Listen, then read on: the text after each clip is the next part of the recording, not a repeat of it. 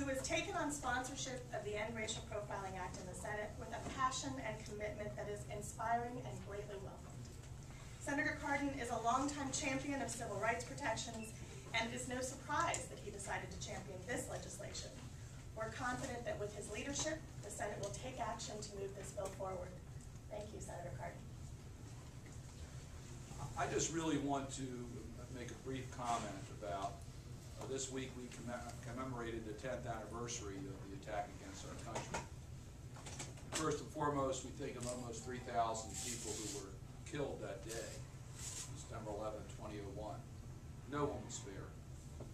The young, the old, children, parents, siblings, Christians, Jews, Muslims, Americans, and foreigners. People from over 50 nations were killed on that day. It was not an attack on one community. It was not an attack on one group. It was an attack on our way of life, on our basic freedoms, for what this nation believes in. And we cannot allow the events of 9/11 to demonize any one group. We cannot succumb to the temptation to scapegoat. And that's why racial profiling becomes such an important issue.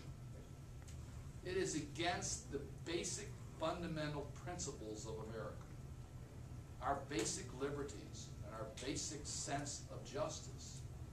It is just flat wrong. And we cannot succumb to that type of activity. It also doesn't make any sense from a point of view of good law enforcement. It's sloppy. You don't get to the type of investigation that you need to keep our communities safe. It's also wasteful as far as resources. Here we are getting into this national debate on how we're going to deal with our budget deficit, and racial profiling is a waste of resources that are very precious in trying to use to protect our community. So for all of those reasons, we need to stand tall and once and for all eliminate racial profiling. And I think when you read these essays, it underscores the urgency. We haven't done that yet in America. And that's why I will be shortly introducing legislation to end Racial Profiling Act.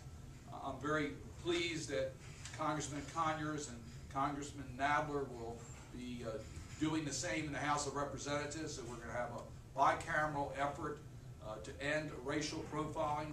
It ends racial profiling at the federal level, state level, local level. We want it to end. It defines racial profiling to include race, ethnicity, national origin, or religion. So it is comprehensive. We think we can get this legislation passed because this is what America stands for. It's very interesting, on the day after 9/11, 9/12, our nation came together. We really did. We showed unity like I haven't seen. Democrats and Republicans embraced each other. We stood together as one nation. I did what many members of Congress did. I was in the House of Representatives at the time. I visited a mosque and prayed. I visited a church and prayed. I visited a synagogue and prayed. We really came together as a nation. And we sort of lost that in the years following. It's time to get that unity back. And the place to start is to stand up for the basic principles of America. We don't want terrorists to win in harming us, whether it's physically or the principles of our nation. The best tribute to those who lost their life on 9/11 and those who have been working to protect America's freedom is to pass the End Racial Profiling Act, to stand up for American values. Thank you.